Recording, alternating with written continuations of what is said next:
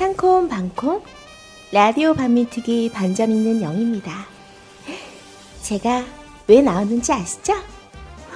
원하 우리 농협 352-0399-1319-43 강삑분으로 원하 우리 열심히 방송하 우리 아 이거 웃음이 안 나오네.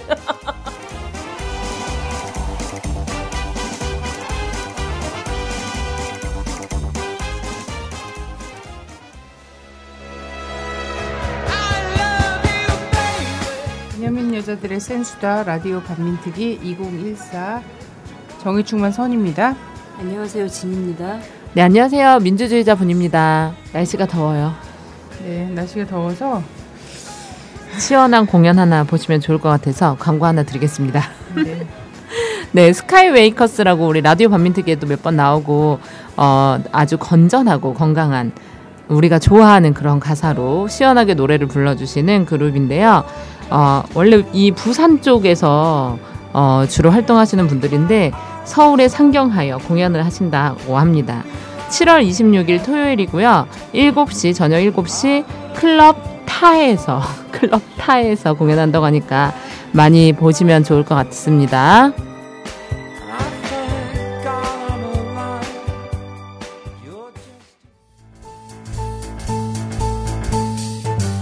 라디오 반민특위에 힘이 되고 싶어서 광고냅니다.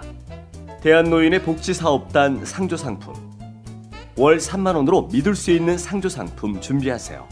영업이익은 100% 주권방송에 기부됩니다. 100%입니다. 1899-6330 1899-6330 주권방송 홈페이지에서 상담하세요. 우리가 지금 딱 이 스튜디오로만 한 여기만 에어컨이 나오잖아요. 네. 밖에 되게 무덥고. 네. 네. 그래서 여기 딱 스튜디오 문만 열고 나갔다 하면은 거의 찜질방 수준이잖아요, 요즘. 너무 더워요. 네네. 그래서 파리들이 스튜디오 안으로 피서를 왔어요. 근데 저런 파리들은 요즘 도시에서 보기 드문 파리 아닌가요? 저 주로 지금 보니까 분이 갖고 온 저런 토마토 상자 안에서 나온 게 아닐까요? 시골에서 토마토를 타고 앉았어요. 그럴 리 없어요. 왜냐면 제가 저 김치 냉장고에 넣어놨다가 준 거거든요. 그렇군요. 제가 해동이 됐나 봐요. 보통 저 정도의 파리라면은 네. 제가 유년 시절 수세식 화장실이 없었던 우리 외갓집 우리 농활 갔을 때 뭐 이런 데서 봤던 그런 파리들인데요. 구덕이 엄마. 예, 똥을 먹고 자랐음이 분명한. 어떻게 우리 지금 되게 가냘픈 우리 진선분 셋이 있는데 왕파리가. 근데 저 파리보다도 더 징그러운 일들이. 난 정말 죽여버릴 거야 이 새끼들. 한동안 잠잠하다 했더니 때가 때임을 보여주네요. 네. 나는 어제 진짜 너무 재밌었어요. 인사청문회 보다가 이병기 씨 있잖아요. 얘기 하기 전에 여기서 나타난 일을 얘기해야지. 그렇구나. 나는 요즘 똥파리 얘기하거나 뭐 하여튼 지저분한 거 얘기하면은 자꾸 국정원장 생각이 자꾸 나니까.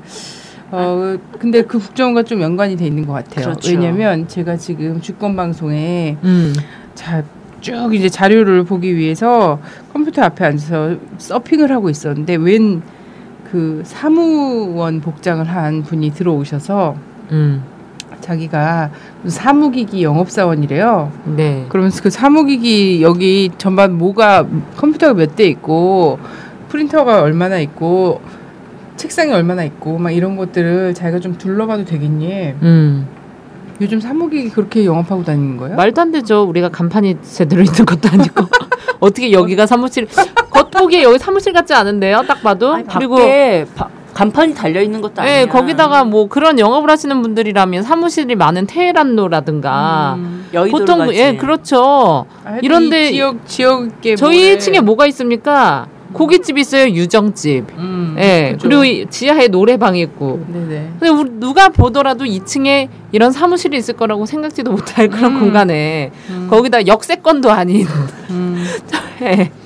이런 곳에서 굉장한 눈썰미가 아닐 수 없는 이런 분이에요. 이런 분들은 보통 이제 그런 직업에 특수 명함 한 장 특수 달라 그러지 그랬어요. 그래서 명함 한 장 달라 했어요. 그래서 그거를 딱 하고 여기 몇 분이나 일하고 계시나요? 막 이러는 거예요. 되게 궁금한가 봐요 여기. 네. 그래서 정말 무심코 우리 또 앉아 계신 분 중에 굉장히 순수하시고 맑은 영혼의 소유자가 계신데 그분이 네 보세요 딱 이런 거야. 그리고 내가 잠깐만요. 저희 그런 거 필요 없고요. 필요하면 저희가 주문할 테니까 명함 주세요. 그랬더니 자기 명함은 없고 이 지역 영업사원 명함이라며 뭐 록스 사무기기 거기 다 자기 명함 아닌 딴 명함을 줬어요. 미친놈이네요. 그 자기 뭐 명함도 안 그렇게 들고 다니면서 그렇게 주도적으로 영업하는 사람이 자기 명함을 안 갖고 다닌단 그죠. 말이야. 그래서 느낌이 좀 오더라고요. 아 국정원장은 없으나 움직이고 있구나. 네, 어제 인사청문회에서도 한 명 걸렸잖아요. 근데 야당 질문지 촬영하다가. 국정원장은 없으나 열심히 일하고 있나 봐요. 그죠? 그럼요. 여기는 컨트롤 타워가 필요 없어. 아니 열심히 일하는 게 아니라 열심히 일할 거리가 없기 때문에 하찮은 일이라도 해야 되죠. 아니 관성적으로 일하는 것 같아요. 컨트롤 타워가 없어도 우리는 관성적으로 일한다. 이게 딱 돼 있는 것 같아요. 아니 나는 어제 청문회였잖아요. 청문회는 아직 직을 수락한 자기가 수락하는 게 아니라 임명을 받아야 되는 거지. 근데 자기가 거의 임명 받았더라고. 자기가 그걸 보고를 받았대. 그래서 자기 그 직원을 나무랬대. 자기가 뭐나 되느냐. 국정원장도 안 되는데 그 사람을 위해서 질문지를 촬영을 해주는 이런 정말 과잉 충성이 어딨어. 그 사람이 국정원장이 될지 안 될지도 모르는 거잖아요. 근데 물론 지금 이 방송은 저희가 오늘 며칠이에요? 화요일. 8일. 8일이에요. 8일 날 지금 인사청문회 둘째 날 지금 녹음을 하고 있어요. 그래서 아마 편집돼 나가면 이병기 씨가 국정원장이 됐든 안 됐든 할 것 같은데. 근데 어쨌든 이병기 씨는 김기춘, 박근혜 이 두 사람과 굉장히 잘 어울리는 인물임은 명확합니다. 아니 그렇죠. 네. 두말할 나위가 없을 정도로 완벽한 어떻게 이런 사람만 쪽쪽 찾아내는지. 한국 사회에서 국정원장감으로 이보다 더한 사람은 없어요. 더 적절한 사람은 없어요. 근데 이제 국정원 지금 현재 국정원을 개혁 대상으로 바라보는 사람들을 한테서는 매우 정말 개혁의 의지가 전혀 없다라고 볼 수가 있는 거죠. 국정원 직원이 어제 청문회 하다가 이제 사진 촬영을 하고 전혀 사찰은 아니었다. 그냥 일반 사진기가 아니었어. 망원 렌즈야. 파파라치지 파파라치. 그러니까 파파라치나 들고 다니네. 우리 세금 먹는 파파라치. 아니 나쁜 놈들이야. 역사 기록을 위해서 사진 촬영을 한 거래. 그 망원 렌즈로. 너무 웃기지 않아? 세금 절도 정신병자예요. 역사 기록을 뭘 하려고 하는 걸까? 그러니까. 왜냐면 우리 국민들도 다 보고 있었거든. 인사청문회는 공개잖아. 근데 오늘은 이제 비공개로 하고 있더라고. 네, 이병기 씨 근데 약간 정신병이 좀 있어 보이더라고요. 과대망상 뭐 이런 거. 네. 그래. 어떤 면에서? 뭐 자기가 지은 죄나 이런 거에 대해서 북한에게서 지키려고 그랬다 우리나라를. 뭐 이런 식의 대답을 아주 뻔뻔하게 하는 걸로 봐서는 마치 우리나라가 북한에 뭐 작은 잘못이라도 하면은 바로 쳐들어오는 것이냐. 그러니까 본인의 이제 소명 의식이 거의 뭐 완전 영웅 심리 뭐라 그래야 돼? 하여튼 소영주의로 가득 차 있는 사람이 내가 아니면 대한민국이 무너질 것 같은. 근데 그게 지키는 게 대한민국인지 누군지 잘 구분이 안 되는. 어쨌든 기록을 남기기 위해서 촬영한 거라는 것을 쪽지에다 써갖고 국정원 직원 수첩에다 써갖고 이병기 씨 그 청문회 받고 있는 이 당사자에게 전달이 됐잖아요. 그러면 이쯤 되면 국정원장 아닙니까? 그렇죠. 청문회를 왜 합니까? 왜냐면 이 사람 청문회 받는 이 사람을 위해서 국정원 직원들이 그것도 기자 자기네들은 그냥 할 일을 했을 뿐이라면서 왜 기자 패찰은 왜 달고 있었어? 네, 그리고 어쨌든 우리가 국정원장을 바뀐 이유가요. 대선 개입이나 정치 공작에 대한 책임을 지라는 건데 사실 이병기 씨 같은 경우는 대선 개입과 정치 공작의 최고 권위자라고 할 수 있는 학위가 있다면 박사 이상급의 사람 아닙니까? 네네. 그래서 이 사람 근데 이 전반 이제 국정원의 이 청문회 과정에서 보여줬던 이 행태도 아, 얘네가 진짜 전혀 반성의 기미가 없구나. 이후 개혁할 수 있는 가능성이 없구나라는 걸 보여주지만 청문회 내용 중에도요. 새누리당은 도대체 뭘 하는 건지 모르겠는데 하여튼 국정조사 보다가도 세월호 국정조사 보다가 완전 까무러친 줄 알았잖아요. 유가족 보고 막 가만히 있으라. 유가족이면 가만히 있으라. 막 이러고. 망언이지 망언. 세월호 안에서 아이들 보고 가만히 있으라라고 해서 다 죽었는데 유가족까지 죽이겠다는 거야? 정말 한국이 정말 총기 소지 그 부자유 국가라서 그러죠. 총기가 이런 데였으면은 이거 있잖아요. 정말 내가 죽더라도 이 자식의 한 놈은 죽이고 가겠다라는 게 명백하게 표현되지. 그렇지. 지금 그런 상황이라는 걸 전혀 모르고 애들이 진짜 조사 대상인데 조사원으로 앉아갖고 지금 막 이러는데 청문회 때도 너무 웃기는 거야. 이 새누리당 그 서상기 의원이 있잖아요. 아 정말 이 청문회 과정에서 휴대전화 감청과 관련된 얘기가 나왔잖아요. 그러니까 뭐 자기가 뭐야. 아니 자기가 나서서 당부를 해. 처리를 해달라고. 그래서 휴대전화 감청이 꼭 필요하대. 아니 지금 국민들 사찰하지 말고 변태 같은 새끼. 정치 사찰하지 말고 개입하지 말고 조작하지 말라고 그 정보를 갖고 그런 사람이 필요하다고 지금 국민들은 얘기한 건데. 유병헌이나 잡아 이 새끼야. 그러면서 대공수사를 정치 사찰을 하자고 하는 것이 아니라요. 대공수사를 하기 위해서 휴대전화 감청이 꼭 필요합니다. 이런 거야. 난 진짜 사실 좀 웃겼어요. 지금 마치 안 하고 있는 것처럼 얘기하는 것도 웃겼고요. 그러게 말이에요. 합법적으로 하고 싶다는 거지. 지금까지는 불법적으로 했으니까. 정말 뭐 가니까 뭐 온다고 진짜. 아니 그래서 사실 이 국정원이 좀 많이 개혁돼야지 된다라는 것과 관련해서 이 수사권과 관련해서를 좀 제한해야 된다라는 의견이 굉장히 많지 않았습니까? 그렇죠. 네. 정보를 수집할 수는 있지만 이것을 악용할 수 있는 것이 이제 수사권이 얘네들은 전적으로 있기 때문이잖아.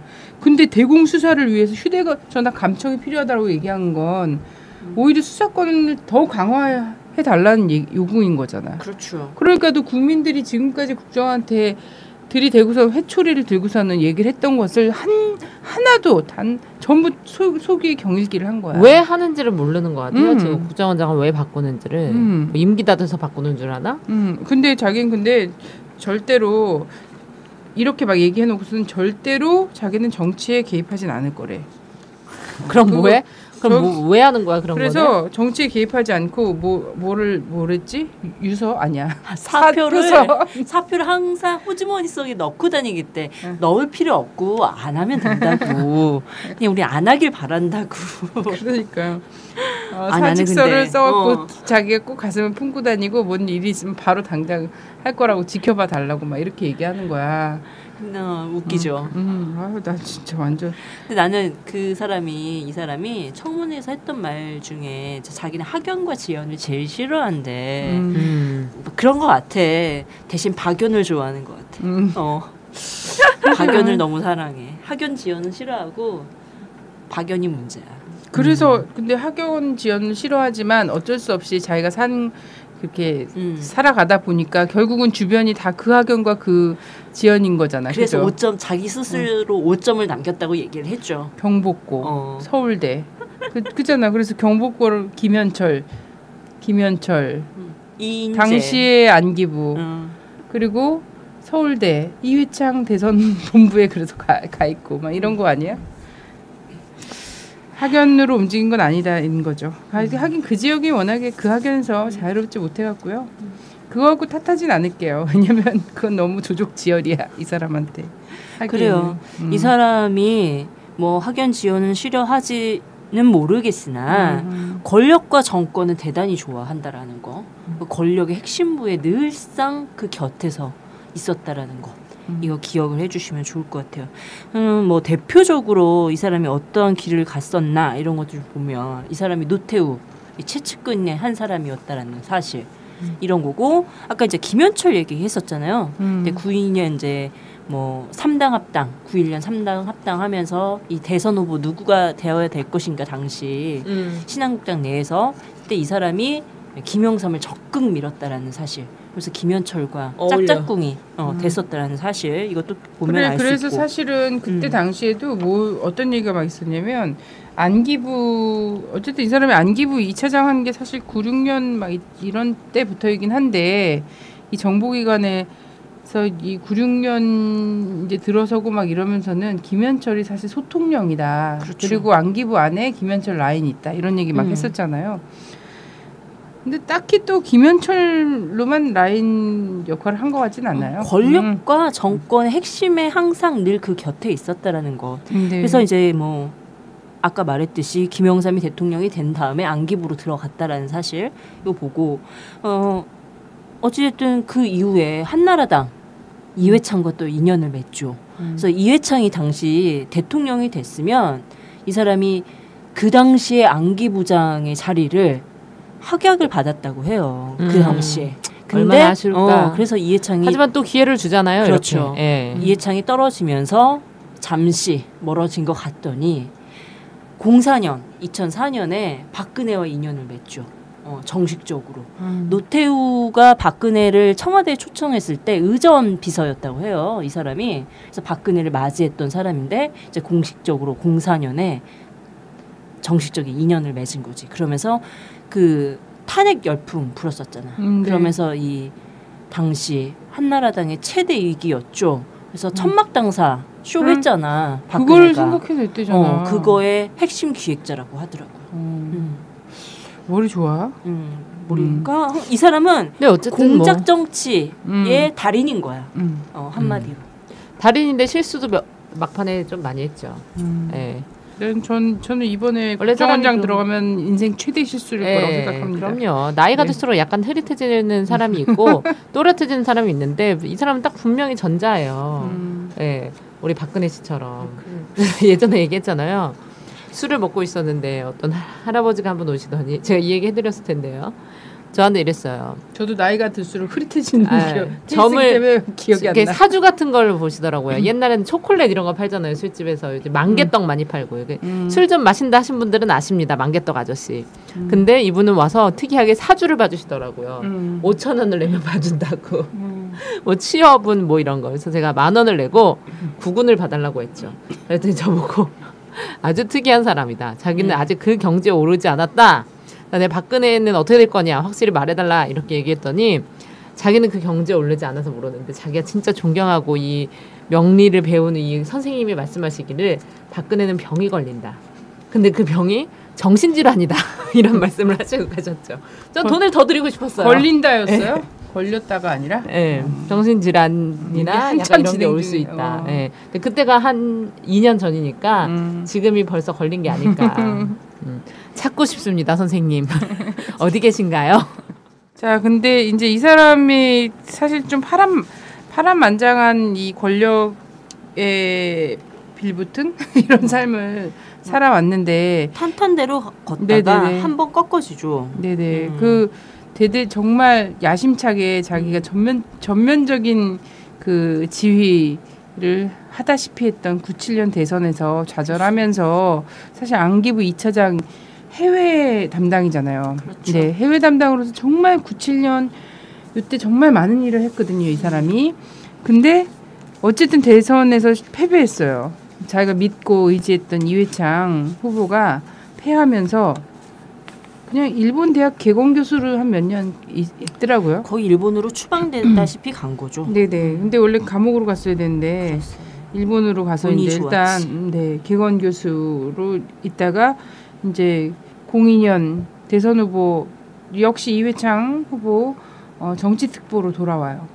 그리고 04년에 박근혜 씨와 또 운명적인 재회를 하게 되고 2012년에는 새누리당 여의도 연구소 고문을 하게 됩니다. 그래서 일단 새누리당과 한나라당 주변에서 계속 뭔가를 하고 있어요. 계속 뭔가 하고 있고 지금 현재는 어쨌든 주일대사로 사실은 한반도 관련해서 정보나 이런 거에서 핵심이에요. 네, 일본 대사로 가 있는 게 저는 어떤 면에서는 주미 대사나 있잖아요. 이런 데보다 일본 대사나 주중 대사 있죠. 여기가 정말 뭐라 그래야 될까요? 정말 알토란 같은 그런 자리다. 이렇게 생각이 되는데 시기가 지날수록 중요성이 높아지는 자리인데 네네. 이 사람이 얼마나 대단한 사람이냐면 그 일본 정부로부터 칭찬을 받은 사람이에요. 네, 맞아요. 맞아요. 그 안중근 의사를 테러리스트라고 말했던 일본 정부 대변인 아시죠? 뭐지 해? 스가 요시히데 관방 장관 아베 입이라고 불리는 이 사람이 그 어쨌든 이 10일 날 국정원장 내정 소식을 딱 듣고서 원더풀. 기자회견을 했어. 뭐 해달라고 한 것도 아니야. 기자회견을 하면서 성명을 발표했는데 요시 있어요? 어떤 얘기를 했냐면 한일 관계 발전을 위해 최선을 다해줄 것을 기대한다. 매우 훌륭한 분이다. 새로운 자리에서 성공하길 바란다. 이런 얘기죠. 매우 훌륭한 분이다라는 칭찬을 일본으로부터 들은 사람입니다. 우리 여기서 이제 공통점을 이병기 확인할 수 씨. 있죠. 일본이, 안중근은 아주 나쁜 테러리스트라고 그렇죠. 했던 그분이 이병기는 축하세였습니다. 네네. 그래서 역대로 또 이제 이런 일본에게 큰 칭찬을 받던 분이 다카키 마사오 씨라고 그렇죠. 계시잖아요. 그 일본 다음 제국의 마지막 군인. 그 다음으로 이런 후한 평가를 받는 네네. 사람임을 일본이 좋아하는 주일 대사였고 일본이 좋아하는 이제 국정원장이 될 것 같네요. 어떡해 정말. 그래서 저는 이 사람의 이제 인생 중에서 요회 있잖아요. 97년만 좀 한번 좀 자세히 좀 들여다보자예요. 왜냐면 이 사람 인생을 다 놓고 보면 볼 게 너무 많아. 근데 이게 좀 축약적으로 집중돼서 이 사람 인생이 보여지는 해가 있는데 그게 바로 97년입니다. 97년 이제 해방 이후에 처음으로 정권 교체 성공한 때잖아요. 그렇죠. 정권 교체가 될 거라는 감을 정말 많은 사람들이 받고 있었어요. 왜냐하면 김영삼이 막판에 갈수록 이제 완전 그 나라가 완전 개판됐잖아요. 수십 년간 쌓였던 어떤 적폐들이 다 드러나고 이렇게 하면서 결국 또 그리고 수십 년간 해왔던 그 경제 정책이 문어발 독점 정책 그리고 외세 그 정책 이런 것 속에서 IMF까지 왔고 그죠? 이런 속에서 민심 위반 막 일어날 수밖에 없었어요. 그 레임덕 현상이 일어나면서 이해창을 영입한 거예요. 그래서 뭐 대쪽 총리라고 한창 막 풍미했던 그런 시절이 그죠. 있었지. 그래서 사실 이해창이 대선 지지율 같은 후보 지지율 같은 경우 보면 DJ보다 훨씬 더 높았었어요. 네네. 그런데 어느 순간 떨어지기 시작했죠. 네. 그것을 보면 아시다시피 아들 병역 문제. 그렇게 날씬한 사람이 세상에 없어요.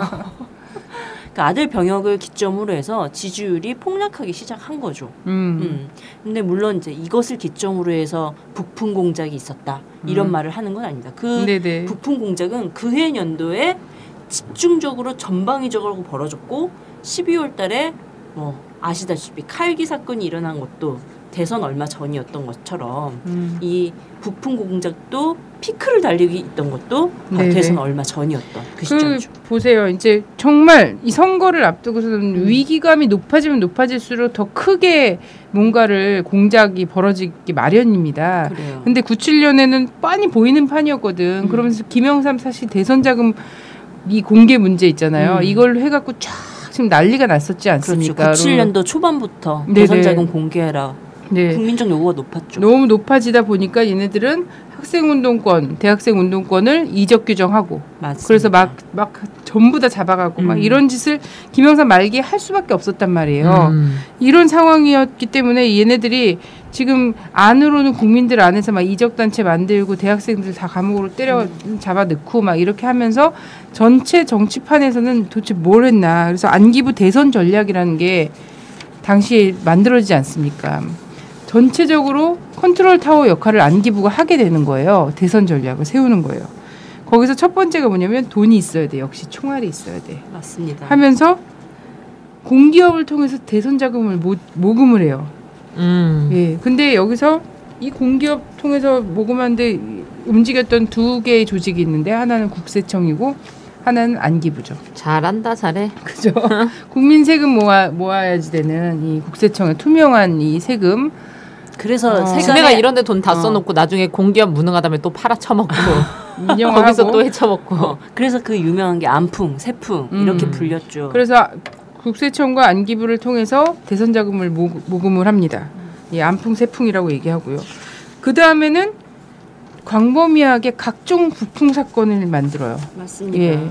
근데 이거는 이제 안으로는 뭐 학생운동권이 그 좌경 용공 세력이고 북의 지령을 받아서 움직인다 이러면서 이적 규정을 한 게 지금까지 그러고 있는 거고. 그렇죠. 네, 이거고 또 밖으로 뭐냐면 북풍 작업을 막 하는데 북풍 작업 진짜 많이 일어났어요. 뭐냐면 딱 97년 시작하자마자 황장엽이라는 사람이 갑자기 망명해요. 예. 네. 근데 이것도 어쨌든 해외에서 이 사람 되게 많이 보호하고 이렇게 작업한 해서 데리고 온 거잖아요. 근데 사실 이 황장엽의 망명 같은 경우는 이 노태우의 북방 정책 속에서 이제 황장엽이 주체사상 연구소 소장이었던 걸로 기억하고 있거든요. 제가 국제. 네. 그래서 이제 세계를 돌아다닐 수밖에 없는 상황이잖아요. 해외에 가서 뭐 여러 해외 조직들을 만들고 이랬던 것때 안기부가 개입을 해서 이 정치 자금을 계속 전달을 한 거예요. 이러면서 이 돈으로 묶는 이런 사람이 됐고 이게 북에서 알게 됐던 거고 그럼 황장엽이 이미 이제 썩을 대로 썩은 상황에서 자기가 어떻게 해야 되나 해서 안기부 공작으로 한국에 들어오게 된 거죠. 네. 황장엽이 어떻게 죽었죠? 저 근데 죽은 게 되게 이상했는데 목욕탕에서 목욕탕 갑자기 급사했죠? 네. 급사라고 하는데 네. 한간에 들리는 말은 또 그건 아니죠. 저는 누가 죽였을지도 모른다는 생각 막 들어요. 네. 근데 그거를 만약에 그 사람을 누가 죽였다면 우리가 이제 상상을 하건대 영화 같은 데서 그런 거 많이 나오잖아요. 뭐 둘 중에 하나일 거 아니에요. 북에서 내려온 암살자가 죽였거나 아니면 이용 가치가 떨어진 한국 정부에서 죽였거나 이랬겠죠? 네. 아니면은 뭐 강도가 죽이진 않았을 거 아니에요. 그죠? 근데 암살은 아니었던 것 같아요. 그럼 뭡니까? 복상사라고 그러던데. 아유 어떻게? 아유 우리 또 그래? 진원이 또 빨리 남자친구 만들어줘야겠어요. 삭제. 아 좋다. 그래. 그럴 가능성 높다고 봐요. 왜냐면 이 아저씨가 내려오셔갖고 여자가 있었다는 건 알고 있어요. 저도. 네. 그래서 나는 암살은 아니. 딸도 있잖아. 딸인가 아들인가도 있잖아. 수양딸. 남쪽에 내려와서 네. 아니 나은. 아니야? 수양딸 아니었나요? 수양딸은 있었지. 네. 공개된 바로는. 네. 비공개가 워낙 많으니까. 낫다는 얘기가 있던데. 이 복상사도 비공개야. 공개된 거 아니야. 뭐, 그냥 목욕탕에서 죽은 거야. 그런 공개된 말이 사실은. 있다. 설이 있다. 설인 거지 설. 그 나이에 목욕탕에서 그러면 안 되지. 아 왜 그래요? 자유롭게 할 수 있게 해주세요. 아니 근데 건강에 무리가 오니까 명을 재촉한 셈이라서 그렇다면 만약에 그것이 사실이라면 네. 설이야 설. 설 그렇지. 확인된 바는 없어요. 그래. 사람이 깨끗하게 살아야지. 어떻게 사느냐에 따라서 저는 이상했던 게 뭐였냐면 황재영 씨가 망명한 지 되게 오래됐잖아요. 근데 보통 이제 망명한 지 되게 오래되면은 북이랑 접촉할 수 없잖아요. 접촉을 일부러도 더 안 하겠죠. 완전 그리고 꽁꽁 숨어서 사신 거나 마찬가지인데 그 이후에도 한 10년 이후에도 망명한 지 북한의 최첨단 과학기술에 대해서 굉장히 발언을 많이 하셨던 걸로. 그래서 안기부는 이 사람이 되게 중요했던 네, 거예요. 그냥 본인들은 되게 많이, 정보가 없는데 황장엽이 앉아서 천리를 내다봐. 막 이상하더라고요. 저 사람이 우리가 저도 아니 뭐 하다못해 저도 중국에서 되게 오래 살아서 원에 빨빨거리면서 정말 어디 뭐가 있는지 다 알았지만 동네가 제가 돌아온 지 뭐 10년도 안 됐는데 엄청 변했다고 하더라고요. 못 알아볼 정도로. 그런데 거기 앉아가지고 안가 같은 곳에 앉아가지고 북한의 최첨단 과학기술과 군사에 대해서 막 엄청 논했잖아요. 천리안을 가지고 계셔 이분은. 그리고 심지어는 뭐 조중동 이런 종편 보면은 일개 북에서 보면은 하사 같은 그런 직급을 가진 사람들이 북의 핵무기에 대해서 핵무기 기술에 대해서 막 게스트로 나와서 막 논하고 있더라고요. 그래서 북은 그렇게 정보가 많이 공개된 사회구나. 굉장히 이런 걸 알 수 투명한 있었죠. 사회라는 예. 단어적인 예. 이런 그리고 뭐 일반 탈북 여자들도 뭐 거의 뭐 와서 고위급 뭐 뭐 이런 거다 알아. 고위급의 여자 취향까지도 다 알고 있고. 굉장히 네.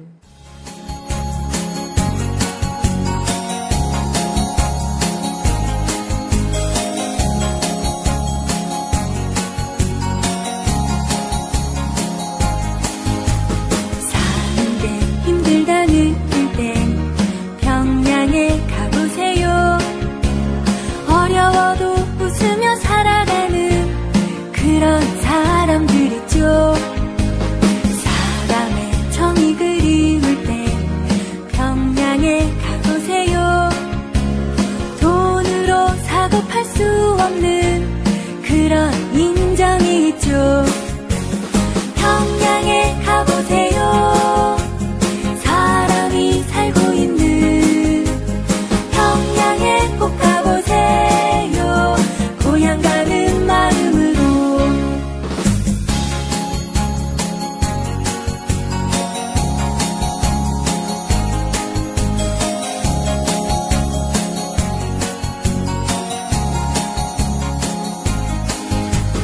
사는 게 힘들다 느낄 땐 평양에 가보세요.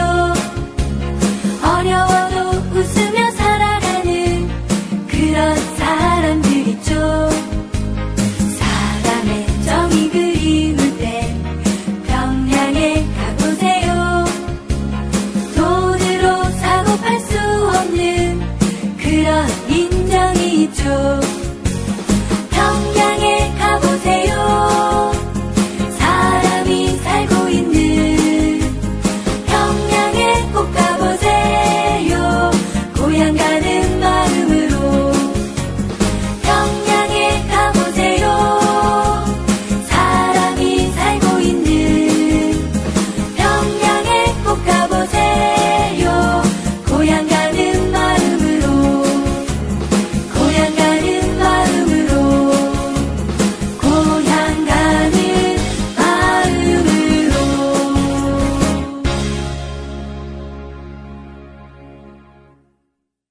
정보 접근력이 접근성이 좋은 거죠. 그렇게 모든 폐쇄적인 사회는 아닌가 봐요. 우리 가는 것처럼. 폐쇄적인 사회가 아닌 것 같기도 해요. 왜냐면 이렇게 황장엽 씨가 망명을 하고 또 많은 탈북자들이 탈북을 했다가 또 들어가서 자기 가족을 또 데리고 나오기도 하더라고요. 그리고 막 정치범 수용소 막 탈출하고 막 이러더라고요. 저 아무래도 대륙이니까요. 그러니까 네. 한국에서 근데 교도소 탈출하는 게 난망하거든요. 아니 진짜 빠삐용처럼. 탈북하기가 그렇게 힘든 건 아니라고 하더라고요. 예. 그 심지어는 옛날에는 이제 좀 그 친척들이 아무래도 중국 국경에 사는 친척들, 먼 친척들이 있다 뭐 이런 말 하면은 뭐 점심도 먹으러 갔다 오고 막 아니 그랬다고 하더라고요. 제가 압록강변에 가봤잖아요. 압록강변에 갔더니 청계천이에요. 청계천 정도의 그 개천 있잖아요. 그 겨울엔 얼면 그냥 그 얼음이랑 왔다 갔다 한대요. 그래갖고 그냥 옆 동네에요. 거기서 그냥 그 친구들이 살고 있는 거고 친척들이 거기서 결혼해서 일가를 이루고 살고 있고 해서 그냥 맨날 왔다 갔다 하는 그 옆 동네였는데 오히려 이제 여기서 이제 탈북 브로커가 생기고 막 이렇게 하면서 국경이 더 삼엄해진 게 있지. 중국 쪽에서도 이게 자꾸 인권 문제로 비화되고 되니까요. 이러니까. 아니 제가 들어왔는데 이제 뭐 남측에서 납북자 얘기 되게 많이 하잖아. 그리고 이제 그 한국 전쟁 당시에 돌아오지 못한 국군들이 북에 있다. 근데 북은 공식적으로 뭐 그걸 부정하고 있습니다만, 근데 그런 사람들이 막 남으로 오잖아요. 가끔 오면 이제 막 넘어왔다 기자회견 한다 막 이런 얘기해서 제가 물어봤어. 너무 궁금해가지고 관계자로 추정되는 사람한테 도대체 어떻게 데리고 오는 거예요? 그랬더니 돈이에요. 딱 한마디로 돈이에요. 근데 그 돈은 돈인데 그럼 어떻게 알게 됐을까? 나는 이제 이산가족 명단을 서로 공개를 물론 이제 뭐 국민 모두한테 공개되진 않지만 이런 이산가족이 있을 걸로 예상된다 해서 서로 명단 교환하잖아. 이러면서 남측이 추정하고 하는 것 같아. 그러면서 어디 위치에 있다라는 걸 파악을 해서 돈으로 가가지고 그 이제 브로커들한테 해서 데리고 납치해 너무 오는 이상한 거지. 게 물론 대부분 다 그렇다는 건 아니에요. 저는 분명히 진실이 있다고 그 분들도 많이 고생을 하셨을 거고 실제로 뭐 북에 쫓기기도 했고 고생도 했을 거예요. 근데 와서 이제 증언하시는 분들이 있어요. 특히 조선 뭐에서 잡지나 이런 데서 하면은 자기가 뭐 진짜 동물 같은 취급을 받으면서 중국에서 인신매매를 당했고 어릴 때부터 피죽만 먹어서 막 그랬다고 막 와가지고 인터뷰를 하시는데 다들 그렇게 쌍꺼풀 수술을 진하게 언제 어디서 저건 했을까 이런 좀 의심을 전 해본 적이 있습니다. 이제 그런 사람들이 또 이제 남측에 있다 보니까 이런 사람들에 대한 이제 뭔가의 이 심리가 있어. 그래서 그 자기가 좀 있어 보여야 한다라는 그런 심리를 또 나름대로 갖고 있더라고. 그래서 내가 또 탈북자를 만나게 됐잖아. 그랬더니 혼자 모피 코트 입고 있는 거야. 그 모피가 천연 모피인지 아닌지는 잘 모르겠어. 근데 겨울이니까 보통 이제 우리는 오리털 잠바를 입거나 뭐 이런 잠인데 혼자 모피 코트 입고 저도 그런 경험 있어요. 저도 그래서 너무 안타깝더라고요. 탈북하신 분을 만난 적이 있는데 이분은 굉장히 예뻤어요. 되게 굉장히 예뻤는데 이분 외모가 너무 예쁘다 보니까 그러니까 남자친구도 같이 탈북자였는데 그 남자친구분은 의대를 다니고 있었어요. 우리나라에서 이렇게 되게 똑똑하신 분이었죠. 예쁘다 보니까 이 사람한테 다 모든 남한 사람들이 그걸 물어보는 거예요. 기쁨조에 뽑힌 적 있냐고. 자기 그 질문 너무 지겨운 거야. 지금요. 다시 많이 엇나갔어. 탈북 얘기가 아니었고 우리 이제 97년도에 온갖 북풍이 발표됐다. 그러니까 그래서 지금, 첫 번째 북풍 황장엽 현대판 얘기하다가 북풍이야. 탈북자들은 현대판 북풍. 맞아. 그래서 이 황장엽 씨가 탈북해서 왔던 거 황풍이라고 불리죠. 이건. 황풍이라고 불려요. 아 참. 2월달. 그래서 결국 황풍은 좀 2월달. 성공했어요. 네. 그렇죠. 얼마나 많이 울고 먹었습니까, 황장엽 씨를. 자, 그리고 나서는 또 많은 이제 월북 사건과 이런 것들이 막 나오는데 그거 너무 재밌었어. 이거 윤홍준 씨라고 있잖아요. 재미교포. 네. 네, 윤홍준 씨가 김대중 그 후보 당시 후보 비방 기자회견을 하지 않았습니까? 네. 북으로부터 돈을 받았다. 정치자금 받았다. 이런 거잖아요. 그리고 지금도 이 얘기 계속하는 사람도 있어요. 제가 보기에는 북 나쁘네요. 제가 보기에는요. 그때 북왜 김대중 씨한테 정치자금 줘? 우리 그렇죠. 황선 같은 사람 줘야 되는 거죠. 명백하게 이남에서 종북으로 지금 인정받고 있는 이 사람에게는 땡전 한 푼도 안 주고 접선 계속 실패하나 봅니다. 여기 있어요. 여기. 너무 감지가. 예. 그래요. 뭐 그때 당시에 그 사람 윤홍준 씨. 근데 내가 보기에는 김대중 씨가 더 돈이 많을 때예요. 맞아. 오히려 김대중 씨가 북을 도와주기 위해서 97년 얼마나 어려웠어요. 근데 당시로만 하면 그 말이 맞는데 당시 이 사람이 기자회견 내용엔 72년도부터 72년도부터 북에서 정치자금을 받아왔다. 이러면서 마치 이렇게 돈을 받고 이게 움직이냐. 후보 매수있냐. 와, 그러면 일찍이 북이 김대중의 그 김대중 대통령의 댐댐이를 딱 보고 72년도부터 키운 거야. 그런 거지. 입장에서 보면. 대선에 3번 도전하게 하고. 그렇습니다. 정말 대단한 성견지명이 아닐 수 없고 대단히 장기적인. 근데 이게 이제 처음에 어디서 있었냐면요. 일본에서 기자회견했어. 12월 11일 날. 근데 반응이 쎄한 거야. 국내에서 반응이 쎄다? 그러니까 다음날 중국으로 갔어. 그래서 12월 12일 날 중국에 가가지고 똑같은 내용으로 또 기자회견해. 반응이 또 없는 거야. 너무 이제 사람들 부풍 너무 지겹잖아. 그리고 거의 DJ는 대세였어. 이런 거에 통하지도 않고 사실 이제 워낙 그 공세를 많이 당하다 보니까 이 캠프 내에서도 선제적 대응을 대단히 잘했던 거지. 근데 오익재 선생님 이제 천도교였죠? 예, 천도교 교주셨나 이때 교주라고 얘기해야 아까 되나? 이제 윤풍 같은 경우는 아까 날짜를 말했더니 12월 달에 이제 대선을 전후로 해서 집중적으로 벌어졌던 이거라면 시험에 예. 나오겠어요. 매 4년마다 한 번씩 12월에 부는 바람은 북풍 막 이렇게. 그리고 아까 이제 말했던 8월 달에 벌어진 오풍 사건이 있었죠. 오익재 선생님이 그래서 월북을 하셨어요. 예. 오익재 선생님 북쪽에도 그 가족이 있고 남쪽에도 가족이 있거든요. 그래서 사실 이제 인생 또 말년이시고 또 이제 워낙 천도교가 이제 민족 종교로서 있잖아요. 북쪽에 또 단곤릉도 있고 막 천도교가 북쪽에 상당히 중요한 정치적으로 중요한 위치를 또 차지하고 있는데 그래서 선생님이 월북을 하죠. 맞아요. 네네. 월북을 하는데 이제 이게 편지를 남측에 보내왔다 DJ 측에 보냈다라고 하는 게 1차가 있고 두 번째는 이제 기자회견을 하셨더라고요 평양에서 이 기자회견 내용을 이 선거 때 틀었던 내용이 있는 거죠. 예, 그래서 이거를 5대상 공작이라고 일명 안기부에서는 부르고 왜냐하면 공작이라는 정식 명칭이 없으면 이것에 필요한 자금을 활용할 수가 없어요. 그렇기 때문에 공작 명칭을 집어넣거든요. 아까 그 윤씨, 윤풍 같은 경우는 아말렉 공작이라는 정식 명칭이 있어서 이거에 대한 돈을 대대적으로 들였던 작업이 있고 이 오익재 선생님 같은 경우에 오풍은 5대상 공작 이라고 공작이라는 건 다 인식하고 하는 거야. 그렇죠. 그리고 결국 기록에서는 나올 수밖에 없는 것 같아요. 근데 처음에는 이 편지를 DJ 측에 보냈다라고 했던 사실을 처음부터 공개한 게 아니야. 갖고 있었어.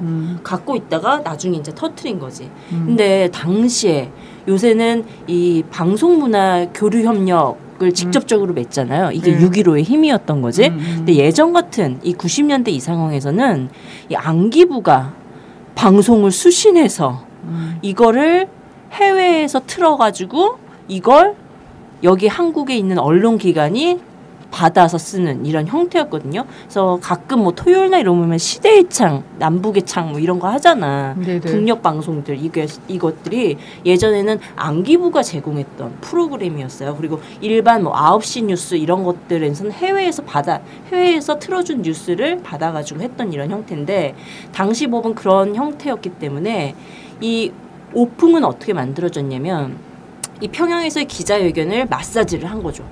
그래서 이거를 공작원들, 안기부 공작원들이 있을 거 아니에요? 해외에 이 언론기관에 사업을 하는 거지. 자, 절대 안기부가 줬다고 얘기하지 말고 틀어달라. 틀어준 걸 이 언론기관이 그걸 받아서 기자회견 내용, 마치 북과 커넥션이 있다는 것처럼 풀어낸 게 바로 이 5대상 공작인 거죠. 내가 평양 98년도에 제가 대학생 대표로 평양 갔을 때 오익재 선생님 진짜 여러 번 만났었거든요. 근데 진짜 그냥 할아버지예요. 진짜 할아버지고 민족 종교인으로서 이 정말 단군릉에 와보고 싶어 하신. 그리고 또 평양에서 또 남쪽에 있는 가족들을 또 얘기하면서 눈물 글썽글썽 하시고 다 너무 만나보고 싶은 거야. 여기저기 남쪽에서도 그 가족들과 함께 살았으니까 북쪽에 남겨둔 가족을 또 보시고 싶으신 거고 또 북쪽에 가서 있다 보니까 또 남쪽 가족이 궁금하신 거고 눈물 글썽글썽해서 그러한 굉장히 민족적인 마음과 그리고 통일을 바라는 마음 이런 정도밖에 난 느껴지지가 않더라고. 근데 아주 거물급 간첩이 된 거지 당시에. 아유 근데 그냥 옆집 할아버지 같으신 분이었어요 정말. 그랬는데 하여튼 오익재라는 이름도 그래서 그때 그렇게 대선 공간에서 정말 많이 써먹지 않았습니까? 그렇죠. 예, 정말 엄청난 이때 당시에 이제 야당의 고문이셨나 그랬잖아요, 그죠? 야당 네. 국민의 고문이었기 때문에 더더욱 안기부가 이걸 활용을 했던 면이 큰 거죠. 그렇죠. 네. 근데 이 모든 것이 다 이병기가 관여했다라는 사실인 거죠. 그죠. 예. 그래서 보세요, 이제 황장엽 이 망명 때나 윤홍준이 기자회견 여기저기 다니면서 기자회견 한 것도 그렇고 그리고 오익재 선생님과 관련한 어떤 방송을 해외 그 주재국 이거 통해서 예. 일단 한번 마사지 한 다음에 한국으로 또 이렇게 하는 거 이거 다 2차장 손을 거치지 않고서는 할 수가 없거든요. 그렇죠. 해외 담당이었거든. 국내 담당이었으면 사실 뭐 그래 네가 말한 대로 당신이 말한 대로 개입하지 않았다라고 이야기해주고 인정해줄 수는 있겠지만 사실 이 사람들이 다 해외에 있던 사람들 상황 속에서 이용했던 거기 때문에 뭐 자기가 직접 지시를 했건 안 했건 간에 차장이었고 자기 라인이 있었던 거고 네. 그렇기 때문에 모를 일이 아니라는 거죠. 그럼. 다 관여했다라고 보는 게 맞는 거예요. 근데 그래서 나는 참 이 안기부 지금 국정원도 그렇고 이 해외에서 할 수 있는 일이 너무 많은 거야. 모든 이 남북 이런 정보와 해외에서 한번 마사지 해갖고 남쪽 언론에 흘리는 거 있잖아요. 대표적인 게 동백님 사건이잖아. 이거 해외가 정말 이게 또 정말 요직이야 요직인데 이 사람이 96년부터 해외에 있었다는 거예요. 그리고 97년에 일어난 대부분의 북풍 사건은 해외에서 컨트롤한 거야. 맞아요. 시나리오를 쓰고. 그럼 이 사람이 그거 다 한 거잖아. 공작. 맞습니다. 사건 관련해서. 근데 특히 이제 이 사람이 자기는 윤풍에 관여하지 않았다. 기자회견 당시에 12월 대만에 있었대. 대만에 있었다. 12월 10일 날 난 자기 대만에 있었다. 근데 대만과 중국은 대단히 가깝거든. 근데 대만에 있으면 그걸 못하나? 잠시 컨트롤을 못하나? 갔다 올 수도 있고 몰래 갔다 올 수도 있는 부분인 거고. 근데 뭐 그 당시에 그리고 언제부터 그걸 얼굴 보면서 이렇게 지시를 해? 전화는 그럼 뭐 호구야? 당시에 휴대폰이 있었긴 했죠. 아니 그리고 그 다음에 또 뭐가 있었냐면 이석현 의원이라고 있잖아요. 그렇죠. 이석현 의원이라고 그 미국에서 명함 돌리는데 이제 한국이라고 해놓고 대한민국 국회의원이라고 해놓고 가로 해놓고 남조선이라고 한 게 있어. 왜냐면 해외에서 그 남과 북의 국적의 사람들이 다 있고 그리고 남북을 엄연히 이제 그렇게 인식을 하고 있는 거지. 코리아는 넌 사우스냐 노스냐라고 물어본다는 거야. 가장 대표적인 이미지인 거지. 그러다 보니까 이제 북조선 남조선으로 아는 사람도 있고 뭐 공화국과 한국 이렇게 아는 사람들도 있고 막 이러니까 이제 남조선이라고 썼다가 그거 이제 그런 거 뿌리고 다닌다고 하면서 이 이제 야당 의원을 또 색깔론으로 몰아간 일이 있죠. 그러니까 이거는 그냥 공개된 일인 거고 공개돼서 확인된 사실인 거고 네네. 이거 외에도 얼마나 수두룩하게 많겠어요. 공개되지 않았던 비밀 파일에 묵혀있던. 그래서 이런 명함 주워 갖고 이걸 공작한 것도 사실상 엄청나게 이제 이게 무슨 뉴스거리도 아닌데 이거를 어쨌든 언론에 딱 내보내면서 이거 봐라 대한민국 국회의원이 이 정신 상태가 이렇다 이러면서 만든 것도 또한 해외였단 말이죠. 그럼요. 네. 자, 이런 것들이 있었어요. 그리고 이 각종 북풍 공작이 이렇게 전 세계를 무대로 해서 펼쳐졌는데 여기서 가장 결정적 북풍이 나오죠. 이걸로 해서 지지율을 뒤집어서 역전승하자라고 했던 것이 바로 총풍 아닙니까? 얘네 이거 좀 진짜 했으면 먹혔을 텐데. 안 받아줬어. 그래서 당시 안기부 대선 전략이 그대로 다 실행이 됐어요. 실제로 대선 자금 모금이 이루어졌고 북풍 공작이 이렇게 다방면적으로 해서 망명과 뭐 월북과 뭐 별거 다 벌어진 거야. 그리고 이제 대후보가 북에게 공작금을 받아서 지금까지 커온 정치인이다라는 얘기도. 근데 이 사람이 자기가 기자회견 했다. 안기부에게 돈 받고서 했다라는 거 나중에 또 불잖아요. 그렇죠. 대선 실패하면서 윤홍주 씨 정말 인물이에요. 네. 아니 그 사람 살기 위해서 어쩔 수 없었던 거지. 살기 위해서 거짓말하고 살기 위해서 진실을 말하고. 이때 19,000달러인가 받았잖아요. 안기부에서. 그러니까 안기부가 우리 세금을 걷어서 정말 돈을 많이 써요. 마치 자기들 그건 것처럼 갔다가 야 기자회견 한번 해. 그래서 몇천 달러 갖다 주고 그죠? 그래도 된다고 생각하는 것 같아요. 우리 세금 지금 어떻게 쓰이는지 몰라요. 그래서 판문점에서 총격전 한 번만 해달라고 한 것이 빵이야. 끝판 총풍이죠. 네. 그 총풍 얘기 그때 진짜로 자기가 대통령 되기 위해서 전쟁을 일으켜달라고 이야기하는 게 어딨어.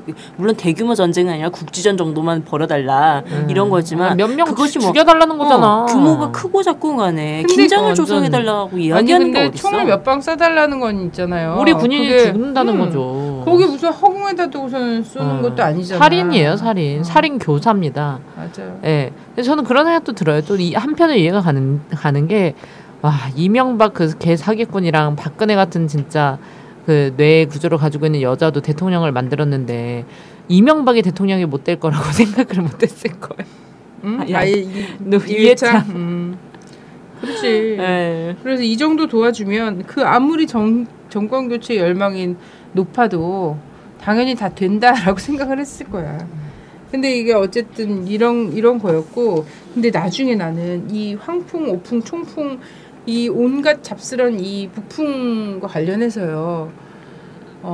대선에서 얘네가 어쨌든 실패하고 나서 모두 다 수사에 들어가긴 하잖아요. 수사가 쭉 들어가서 이게 사실 조작이었고 공작이었다라는 것이 다 밝혀지긴 하는데, 검찰이 검찰 그 공소장이나 판결문들 있잖아요. 이거 보면 정말 또 너무 재밌어. 뭐냐면 김대중 대통령도 살려야겠고, 안기부도 어느 정도 얘네들도 적절히 살려야 되고. 살려야 되겠고, 이러다 보니까 맨 처음에 이러한 북풍을 조작한 거 있잖아요. 그 근본 원인을 이 북에게 있다라는 식의 말을 만들어내요. 그렇죠. 네. 그래서 사실 그때 북한이 김대중 대통령의 당선을 바라지 않았다. 뭐야, 그러면 이게 말이 안 맞잖아. 72년도부터 돈을 주고서 키워왔는데 결정적으로 대통령이 되는 건 싫다는 이거 하여튼 서로 자기 시나리오에서 완전 모순되는 그거긴 한데, 그래서 북한은 남북관계의 주도권을 위해서 너무 노련한 정치 구단과는 같이 마주 앉기가 부담스러운 거야. 그래갖고 정치 초년생처럼 여겨지는 단수가 낮지 남북관계의 않은 주도권을 갖기 위해서 낮지 않은 이인재 혹은 이회창이 당선되는 게 북한도 좋았다는 거야. 북한에 이롭다고 생각하고 그래서 지 멋대로 말하는 그래서 거지. 북한도 대선 공작반을 구성하여. 중국에다 만들었다는 거야.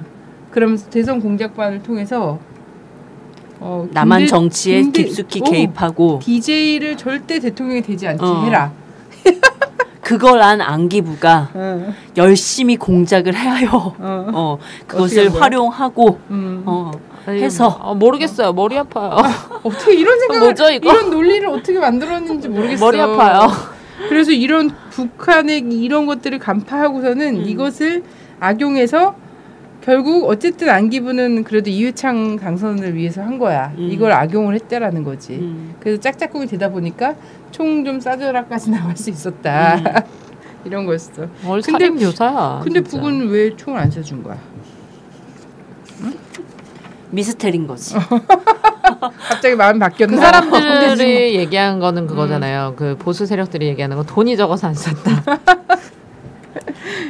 이런 논리죠. 더 줬어야 된다. 뭐 이런 건가?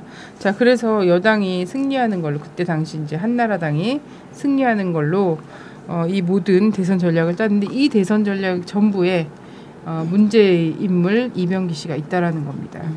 네. 이병기 씨 근데 자기는 자꾸 없었다고 얘기하는데 어떻게 해외 2차장이 모르는 상태에서 이 많은 일들이 집행되냐고. 그러면 완전 콩가루 집안이야? 그렇죠. 아유, 너무 진짜 자기가 몰랐다고 하면은 뻔뻔해. 직무유기인 거야. 말 그대로 자기 밑에서 일어나는 일들 자기 부하 직원들을 관리 못했다는 사실인 거야. 그럼 능력 없는 거야. 맞아. 박근혜가 그렇게 요구하는 능력 있는 사람을 쓰겠다, 실력 있는 사람을 쓰겠다라고 했는데 관리 못하고 알지 못했더라고 하면 이 사람 실력이 없다라는 걸 드러내주는 거잖아요. 네. 그럼 이거는 올바른 인사는 아닌 거지. 근데 이 사람이 그래서 그 다음엔 또 2002년에도 대선에 또 개입을 하지 않습니까? 그렇죠. 2002년에는 한나라당 대선 후보 정치특보로 활약을 한단 말이에요. 네. 근데 2002년에 가장 이제 컸던 게 사람들 충격에 빠뜨렸던 것이 이제 차떼기 아니겠습니까? 대한민국 차떼기 역사를 새로 쓴 사람이죠. 정말 그 엄청난 어마어마한 양 그 액수와 남자야. 그때 당시 5만 원권이 있었으면 차떼기 역사가 새롭게 쓰여지진 않았을 것 같아요. 그랬다면 뭐 이민 가방 뭐 이런 걸로. 그렇죠. 된 정도 썼을 수도 있죠.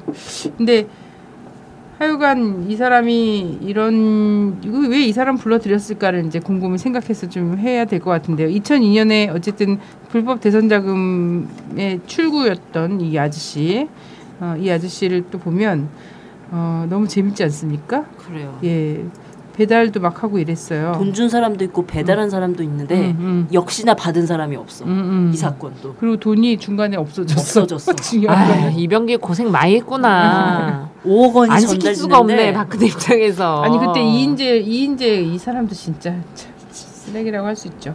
이인재 씨가 어쨌든 그 경선에서 지고 나서 자기가 탈당하잖아요. 탈당하고 이회창을 지지선을 하잖아요. 네. 예, 노무현 그래서 이인재 별명이 피닉제잖아. 그게 무슨 말이지? 피닉 불사조인 거지. 불사조. 끝내 살아남는 사람들. 불사조 정홍원. 그 전에 이인재가 있었다. 근데 그래서 이 사람이 어쨌든 민주당의 경선 후보였음에도 경선 후보였음에도 불구하고 불복을 했죠. 불복을 하고 탈당을 하면서 이회창 지지 선언을 하는데 이 대가로 돈을 받잖아요. 그렇죠. 네. 물론 이인재가 받았다고는 안 해. 이인재 측근이 받았죠. 맞아요. 예. 이인재 그 보좌관인가요? 예. 예.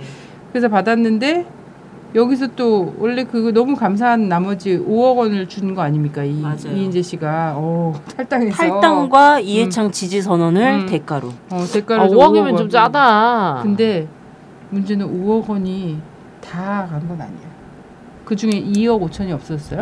2억 5천 원 없어졌어. 중간에서 누가 먹었네? 그걸 모르겠어. 이 새끼들은 먹고 먹히는 관계들이야. 그러니까. 안심할 수가 없어. 그러니까 이인재는 기분 나쁜 거야 지금. 어이없지. 없어졌잖아. 누가 먹었는지 모르겠고 이걸 또 고소해서 찾을 수도 없고 누가 먹었을까? 이것도 뭐 그런 얘기도 있더라고요. 전 대통령이 박근혜 씨한테 6억 줬는데 사실 6억만 있었던 건 아니다. 그러니까 금고에. 네, 오빠는 오빠인데 다 주진 않았다. 그럼 원래 그런 거야. 그래서 그 2억 5천이 없었잖아요. 중간에 이제 그 이인재 측근이 배달을 받아 이제 돈을 받은 사람이 중간에 자기가 2억 5천을 쓰고 전달했다. 2억 5천은 전달했다라고 하는데 처음부터 2억 5천만 간 거 아니냐. 전달했을 때. 그런 의문점 하나가 뭐냐면 이병기 이 사람이 7억 원대의 아파트를 팔고 11억 원대의 타워 팰리스로 이사를 갔거든. 이후에? 그래서 뭐 2억 5천이 딱 들어맞진 않겠죠. 11억에서 7억 5천에서 그걸 해명을 못하고 있네 지금. 그래서 혹시 이 2억 5천이 이 사람한테 간 거 아니냐라는 너무 설이 돌고 있어요 지금. 그런 설이 있죠. 네. 자, 대단한 사람이에요. 그래요. 근데 그래서 이 사람은 이렇게 복잡하게 어떻게 살아 이병기 진짜. 7억짜리 아파트 살아도 행복할 텐데 그걸 무리를 써갖고 무리를 해서 그 11억짜리 타워팰리스 간다 그래? 이 사람들은 그게 삶의 목표인데요. 아니 너무 무리했잖아. 배달 사고 너무 좀 수치스럽잖아. 어디서 저기 관행이었겠죠. 관행. 맞아요. 관행이라고 관행이었죠. 또 박근혜 씨가 제일 싫어하는 게 관행과 적폐인데 당시에는 두 개를 다 체현하고 계신데요. 당신 당연히 그런 일 하는 거 아니냐. 당연한 거 아니냐. 당신이라면 안 했겠냐. 이런 식으로 어제 청문회 했잖아요. 네. 그럼 광노현 씨는 뭐야? 이런 미친 새끼들. 근데 아주 이중잣대구만. 자, 근데 이 사람이 어쨌든 오늘 2014년 원세훈이 아웃되고 남재준이 아웃되고 남재준 벌써 이름도 까마득해. 남재준 그렇게까지 남재준 해임 촛불을 밝혔는데 이름이 까마득하냐. 그냥 원세훈 남재준을 아웃시키고 그 자리에 이병기가 오는 거야. 차라리 원세훈을 다시 데려오는 게 낫다고 본다 나는 진짜. 왜냐면 아니 지난 대선 때 이 대선 부정과 정치 공작 있잖아요. 그래서 그 관권 선거를 한 것과 관련한 이 문제 때문에 원세훈이 아웃된 거잖아요. 아무리 그렇죠. 감옥은 지 개인적인 뇌물 사건으로 가 있다고 해도. 개인 일탈로 갔지. 네네. 그리고 남재준 같은 경우에는 그 NLL 이게 정치 공작과 그리고 간첩 만드는 거, 그죠? 그래서 외국의 공문서까지 위조하면서 간첩으로 만들었던 이런 것 때문에 얘가 아웃된 거잖아요. 그렇죠. 근데 이 두 가지를 다 가장 극대화해서 체현하고 살아왔던 이병기를 데리고 온 거야. 이거는 원세훈 플러스 남재준 플러스 누구야? 옛날에 악명 높았던 사람들 다 누가 있니? 이후락 플러스 뭐 이런 거야. 이런 사람인 이병기를 데리고 온 거지. 그럼 뭐냐면 지금 레임덕이라고 얘기를 하는데 자 2년 뒤에 총선이 있어요. 네? 그 2년이 어떻게 갈지 모르겠어. 총선과 대선과 지방선거가 연달아 이제 2년 뒤부터는 3년간 내리막 있습니다. 앞으로는 또 어떠한 일이 벌어지지 않고서는 더 이상의 청문회도 없잖아요. 네. 그래서 2년 동안 이 준비를 하는 거야 지금. 맞습니다. 얘의 모든 경험과 이런 것들, 이 97년의 경험, 2002년의 경험, 그리고 2012년 여의도 연구소 고문으로서 있으면서 했던 이 경험을 이후 나서는 정치 일정에서 다 쏟아부으라는 거지. 새누리당은요 지금 박근혜 지지율에 관심이 없어요. 그들은 오로지 정권 재창출, 늘 그 정권 재창출에만 관심이 있습니다. 저는 이번에 동작을에 나경원 씨가 출마할 수도 있다 뭐 이런 기사를 보면서 아 이들은 절대 버리지 않는구나. 사람을 버리지 않는구나. 왜 버리지 않냐? 이 사람들은 어쨌든 너무 사람이 없어. 그래서 정권 재창은 사람이 소중한 계속 키워내야 되거든. 근데 민주당은 그렇지 않잖아요. 민주당은 자기가 살아남기 위해서는 그냥 막 버리는. 정동현 씨도 버리고. 오늘 또 네. 오늘 정론가에서 또 멱살잡이하고 목 내려치고 난리 났더라. 다이나믹 현상들이 국회 안에서 벌어졌더군요. 아니 난 근데 진짜 거기 그렇게 싸우는 모습 있잖아요. 나는 사실 FTA 난 단상 점거할 수 있다고 봐요. 그건 정론관 아니라 국회 본회의장도 단상 점거하고 이거 의사봉 뺏을 수 있습니다. 뭐 김선동 의원 최루탄 터뜨리잖아요. 최루탄 터뜨릴 수 있어요. 국민들의 삶에 대해서 정말 FTA 막으려고 그러고 세월호 진상규명하는데 진상 부리는 그 새누리당 의원들 욕하기 위해서 나는 국회에서 일정 정도의 소요 사태가 있을 수 있다.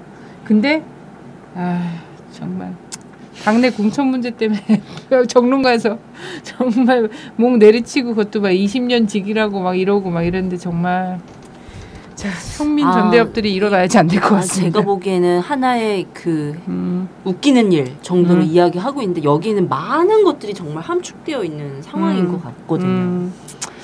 뭐 이제 486끼리에 등지는 모습들. 그러니까 민주당이 하나의 힘을 가지고 펼치지 못하도록 하는 분열 공작들을 지금 마구마구 지금 벌어지고 있는 형태로 보여지고 들어가 있어.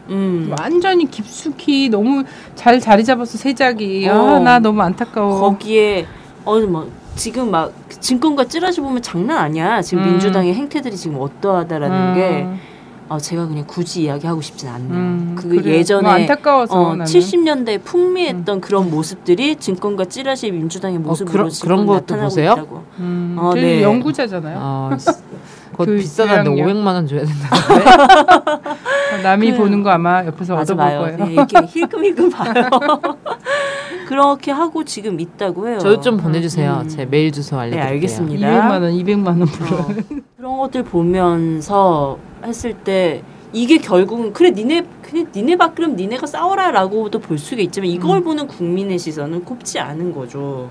정말 우리의 몫을 가지고 싸워 달라고 뽑아놓은 사람들인 건데 그런 일들은 하지 않고 보여주는 모습들, 분열하는 모습들, 싸우는 모습들은 결국은 이건 결국 누가 원하냐면 새누리당이 원하는 모습인 거잖아요. 정치 완멸로 느껴지게 하는 거. 정치에 멀어지게 만들어내는 거. 근데 이런 공작들이 지금 누구의 손에 이제 달리게 생겼냐, 누가 만들게 생겼냐, 더욱더 기하급수적으로 바로 이병기가 만들어내고 가는 길이다. 그게 오늘 아침에 있었던 주권 방송 이 약간의 테러. 근데 심각한 테러로 난 번질 것 같거든요. 이번 주 지나면, 이번 주 청문회 지나면 이병기가 국정원장 되기 전에도 이렇게 알아서 충성하고 막 도찰해주고 막 이러고 우리 주권방송도 방문해주시고 이러는데 이병기가 딱 국정원장 되면 그 다음에 막 일어나는 거예요. 97년도에 보았던 그 모든 상황이 지금 대한민국에서 재현될 수 있는 거예요. 그러면 국정원 이런 국정원 개혁을 어떻게 합니까? 안 하겠다는 소리지. 국정원 그래서 개혁 불가능하다고 애초에 얘기했어요. 그래서 여기는 사실은 해체하고 정보기관만 하나 세우라고요. 정보 갖고서는 수사권을 줬는데 어떻게 악용을 안 해. 그 정보를 들고 있으면 당연히 이거 봐라. NLL 뭐 정상회담 회의로 까게 되는 거예요. 그리고 국회의원들 전부 다 제 여자 문제, 제 땅 투기한 거, 얼마나 국회의원들 또 많이 이 약점을 쥐고 있겠어요. 그래요. 저는 입 닥치고 있는 486들 있잖아요. 다 의심해요. 뭐 약점 잡혀 있구나. 이렇게 의심스러워요. 근데 그런 약점을 잡고 있는 국정원이 실제 국회 머리 위에 있고 청와대 머리 위에 있는 거거든요. 근데 그 자리에 이 정치 공작의 달인인 이병기가 딱 가. 이제 물 건너 가는 거예요. 그럼요. 네. 이 이병기 이 사람이 사이버 테러법과 아까 말했던 통신 비밀 보호법 이거 도입을 주장을 했거든요. 결국은 우리 전 국민이 사찰당하게 생긴 일인 거죠. 그래요. 휴대전화 감청 합법적으로 된다는 거잖아. 죽여버릴 거야 되잖아 사찰하면. 별 내용도 없어요. 자, 저희는 이제 이번 인사청문회를 보고서 박근혜가 그렇게 주장하던 말이 행동과는 다르게 보여졌음을 여실히 증명해주는 시간들이었다라는 거죠. 너무 그래가지고 나 이런 상상도 해봤어. 내가 요즘 좀 공상적이잖아. 사실은 박근혜가 죽은 거야. 요즘 얼굴이 좀 되게 젊어지고 있다는 생각 안 해봤어? 사실 박근혜가 어디 감금됐거나 이러고 있고 지금 TV에 나오는 거는 박근혜 아바타인 거야. 그래서 누군가 얘를 조정하고 있는 게 아닐까 이런 생각도 해봤어 나는. 너무 터무니없으니까. 맨날 인격을 가지니까. 맨날 북에 대해서 쓰는 그런 그거 인간체가 하는 행동이라고는 너무 믿겨지지 않을 만큼 개진상이야. 저는 이제 이 사람이 무엇을 할지 우리는 다 알고 있을 것 같아요. 거기에 우리가 휘둘릴 필요는 없다고 생각하거든요. 이 사람이 하는 행동들, 이 사람이 하는 내용들, 이것이 다 정치 공작, 국내 정치 개입과 폭풍 만들 거라는 거죠. 얼마 전에 이 한중 정상회담에서 이 박근혜 대통령이 성명서에는 한반도 비핵화 쓰고 일으키는 북한 비핵화 있는 이런 형태들을 봤을 때 북풍은 당연히 나올 수밖에 없는 난독주. 북풍은 당연히 따라오는 수순이다라는 생각들 봤을 때 저는 진실을 보고 있으면 된다 우린. 그것을 흐릿하게 볼 필요 없다. 명쾌하게 보고 무엇을 원하는지 그러면 우리가 무엇을 해야 될지도 명쾌하다 이렇게 생각하네요. 전 사자성어가 생길 것 같아요. 창취병래. 정말 고난을 걷어냈더니 더 큰 고난이었네. 참극에 갔더니 병기 오는 이런 현상. 아니 북풍을 만들긴 만들어야 되는데 이게 어쨌든 대한민국 안에서 북풍은 저는 만들어질 수도 있을 것 같은데요. 참 세계적으로는 또 세계적 추세는 또 다른 게 있잖아요. 우리 9월달에 아시안 게임 한단 말이지. 아시안 게임 하고 일단 남쪽에서도 북쪽에 응원단과 선수단 받기로 했잖아. 그죠? 근데 받기로 해놓고 또 뭐 이상한 얘기해요. 받기로 했는데 어쨌든 근본적인 거를 해라. 뭐 진정성이 없다 이런 얘기를 막 하는데 사실 응원단은 오겠다는데 굳이 뭐 비자 안 내주고 이러는 것도 너무 치졸하잖아. 응원단은 오겠다는데. 아니 그러니까 허락해놓고서는. 오늘도 기사에 응원단에게 적들의 심장부로 가서 응원한다. 뭐 벌써부터 이런 취지의 발언을 했다는 그 뉴스 보니까 그런 얘기를 하더라고. 그래서 어쨌든 이 분위기가 어쨌든 국민들 마음에서 설레임으로 가지 않게 하기 위한 대국민 막 이런 것들 막 하는 거잖아, 그지? 계속 할 거예요, 그죠?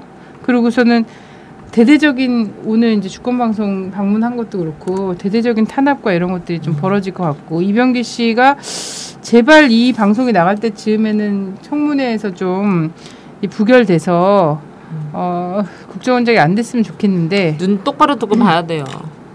우리 바람대로 갈 것 같진 않네요. 네, 근데 이병기 씨가 될 것 같은 상황인 거야 지금. 아니 총 쏴달라고 했던 사람들이 지금 이렇게 더 최악의 상태로 정권이 가는 상황에서는 이제는 뭘 쏴달라고 할지도 몰라요. 아니면 진짜 자기네가 먼저 뭘 쏠 수밖에 없는 상황으로 그치. 만들 수도 있어요. 그치. 그래서 우리의 생존권이 걸린 정말 아주 다급한 문제다 이병기 씨는. 맞아요. 그래서 이런 지금은 해도. 일을 벌리면 엄청나게 크게 벌려야 되는 상황이거든.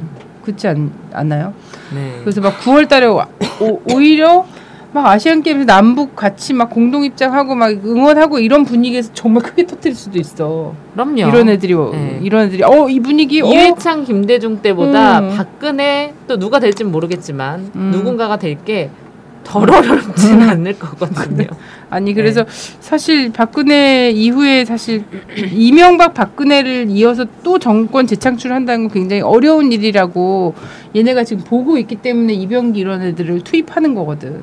사실 뒤에서 조정해 줘도 되는 애들인데 전면에 내세워주는 거잖아. 자기들도 다급했다는 거야. 그러면 결과 또 뻔하네요. 졌잖아. 이회창. 2002년에도 졌어요. 졌어. 네. 결과 뻔하네. 전면에 들어가는 순간 내리막이야. 그래. 이제는 시나리오 다 읽겠습니다.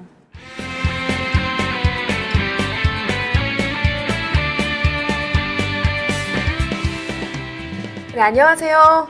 막을 수 없는 국민의 수다 막국수 시작하도록 하겠습니다. 저는 반전 있는 영입니다. 오늘은 정말 아리따운 배우 한 분을 모시고 이야기 나눠보려고 합니다. 왜 이러시죠? 네, 잠시 소개 부탁드립니다. 네, 안녕하세요. 정말 아리따운 여배우, 연극 배우 27살 미혼 홍정연이라고 합니다. 어머, 아리따우시네요. 네, 참 음성 매체라는 게 좋은 것 같아요. 그렇죠.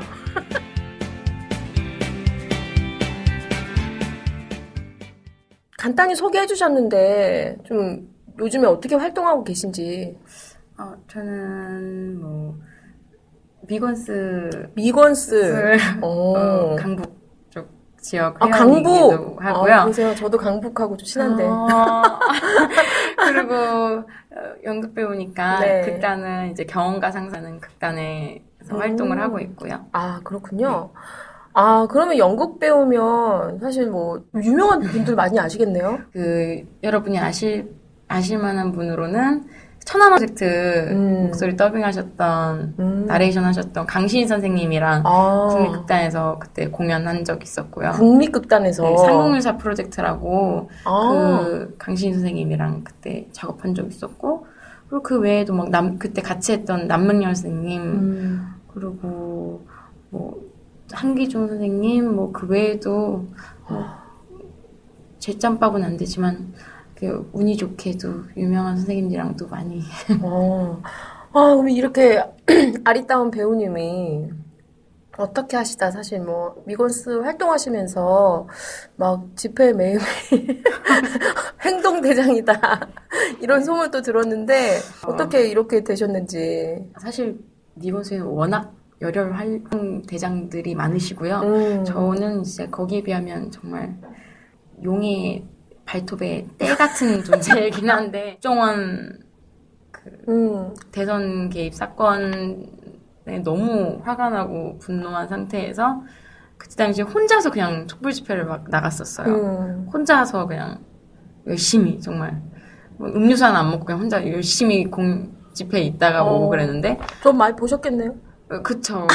그래서 네. 저분은 보니까 항상 궁금했었죠 그때. 그러다가 이제 미건스에 가입해놓고 활동을 안 하고 있었는데 어느 날 비가 오는 날 돗자리에 너무 앉고 싶은 거예요. 아프고. 근데 미건스 돗자리가 이렇게 딱 보이더라고요.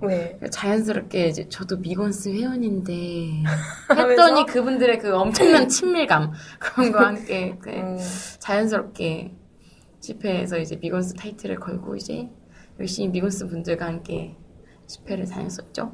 그렇군요. 이렇게 많이 다니시면서 지금 또 뭐, 사실 세월호 참사도 나고 이런 상황이 됐는데, 그러면서 사실 느끼는 감정이나 이런 것도 더 크실 것 같아요. 사실 저희 같은 20대 여성들보다는 아무래도 부모님들이나 자식 있는 부모님들이 더 강하게 슬퍼하시고 뭐 이럴 것 같긴 한데, 전 좀 갑자기 뭐가 생각났었던 게, 했을 때 부모님께서 저랑 저희 언니 어렸을 때, 초등학교 때 되게 어렸을 때 같은데 이제 처음으로 집에 둘을 남겨놓고 친척이 저희를 봐주러 잠깐 오고, 어쨌든 그래도 엄마 아빠랑 처음으로 멀리 떨어지는 거였어가지고 좀 그때 되게 묘한 느낌이었는데, 그때 어머니 아버지가 괌 사이판으로 회사에서 보내주는 단체 여행을 가시는 거였는데, 그때 밤이었나 언제, 아무튼 저녁 때쯤에 저희 봐주러 온 이모가 TV를 보시다가 어머나 이러면서 난리가 나신 거예요. 보니까 이제 비행기 폭파 사고가 났다고. 저희가 알기로 그 비행기를 엄마 아빠가 탔다고 알고 있었어요, 저희는. 그래서 이제 뭐 연락을 하는데, 그때 당시에는 핸드폰도 있는 사람 많진 않았고, 아빠 핸드폰이 있긴 했는데 꺼져 있었고, 그러니까 다들 막 패닉 돼가지고 이거 친척들 다 알려야 되나, 확인을 어떻게 해야 되나, 그 진짜 우왕좌왕하게 되고 뭐부터 해야 될지도 모르는 그 집안 분위기가 막 그렇게 됐는데, 극적으로 한 몇 시간 뒤에 연락이 오는 거예요, 집에 전화가. 엄마인 거예요. 본인도 뉴스를 보셨다고. 근데 그 비행기 탔어야 몇 년도죠, 그러면 그때가? 그 몇 년도인지 정확히 저도 기억은 안 나는데, 그냥 그 사건이랑 같은 해라는 것만 생각나는데. 그래서 그때 엄마 어떻게 된 거냐고 그러니까, 그 회사 어떤 분이 늦으셨나 그래가지고, 아무튼 그날 서로 회사에서 단체로 가는 거였다 보니까 지방에서 오시는 분들도 많고 그러는데, 아무튼 그 몇몇 분 때문에 아예 비행기표를 취소하고 이제 다른 비행기로 옮긴 거죠. 그것 때문에 그 회사분도 엄청 용돈 먹고 막 이랬다는데, 사실은 어떻게 보면 정말 기적같이 그 사고를 안 당하고. 그쵸. 근데도 기억에 남는 게, 그때 우리는 그 비행기에 엄마 아빠 탄 줄 알고, 그 어떻게 해야 되지? 그때 그냥 머리가 하얘지면서 어디다 전화해야 될지도 모르겠고, 이거 경찰에 물어봐야 되는 건지, 방송국에 전화를 해야 되는 건지, 막 그때 그 벙 쪘던 그 시간? 그게 약간 아직도 잊혀지지가 않거든요. 그런데 이번에 그 세월호 사건 딱 나고, 그때도 내 일은 아니지만 약간 그런 걸 느꼈던 것 같아요. 그때 사실 그 세월호 사건이 있던 날, 그날 아는 극단 언니랑 같이 술을 마시고 있었거든요, 새벽까지. 술을 막 마시고 있는데, 얘기를 하고 있는데, 이제 막걸리집 옆에 뒷화면으로 배 한 척이 이렇게 큰 배가 있고, 뭐 자막이 뜨는데, 뭐 아이들 뭐 수학여행 중 막 이렇게 몇 명이 뭐 갇혀있다 뭐 이런 건 들리는데, 되게 대수롭지 않게 술을 마시면서, 세상에 이렇지만 얘기하면서, 에이, 그래도 저 큰 배가 그렇게 쉽게 가라앉겠냐고, 다 건지겠지. 이러고 그렇게 계속 술을 마셨거든요. 근데 그 술자리가 솔직히 좀 긴 술자리였는데, 새벽 이 돼가니까, 분명히 우리가 초저녁에 술 마시기 시작할 때는 그런 화면이 아니었는데, 이미 새벽녘이 되니까 뭐 너무 심각한 상황인 거예요. 그때 진짜 술잔을 딱 내려놓고, 뭐지? 우리가 이렇게 한가롭게 술잔을 기울이는 이 시간에 저기서 도대체 무슨 일이 일어난 거지? 그럼 다음 날이 되니까 이게 더 크게 와닿는 거죠. 이게 도대체 무슨 일이, 진짜 이게 현실인가? 믿기지도 않고, 하루 이틀 3일, 근데 그런 생각을 했던 것 같아요.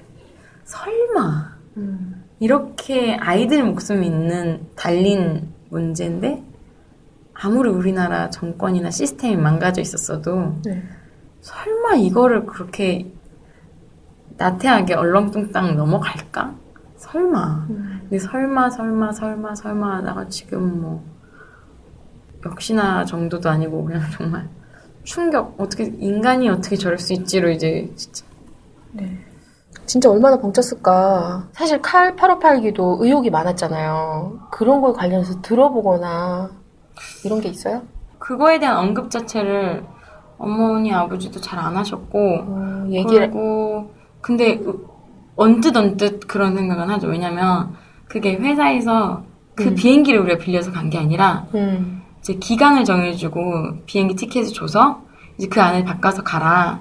그러다 보니까 이제 친하신 분들끼리 뭐 우리 너네 가게는 우리 사장님끼리 뭐 이날 가자 해서 여럿이 친한 사람들끼리 뭉쳐서 가서 예약 티켓 바꿔서 가는 그런 거였는데, 그리고 오히려 그런 거의 심각성은 그때 당시엔 모르셨던 것 같아요. 그렇게 의혹이 있고, 저희 어머니 아버지도 그렇게까지 막 진보적인 성향이 아니시다 보니까 지금까지도 굳이 그거에 대해서 엄청 막 이랬어라고 하기보다는 오히려 본인들께서는 그냥 세상에. 제가 가끔 막 그때 그 칼기 김연이 막 그런 얘기 하면은 너 모르는 거지? 이러고 그냥 가볍게 넘어가시는 정도. 그렇구나. 지금 세월호 관련해서도 너무나도 의혹이 많고 80일이 넘었는데도 의혹을 밝히는 게 아니라 의혹을 덮으려고 하는. 덮으려다 보니까 계속 끊임없이 뭔가 구린내가 펄펄펄. 그러니까 그런 상황이 생긴다는 거죠.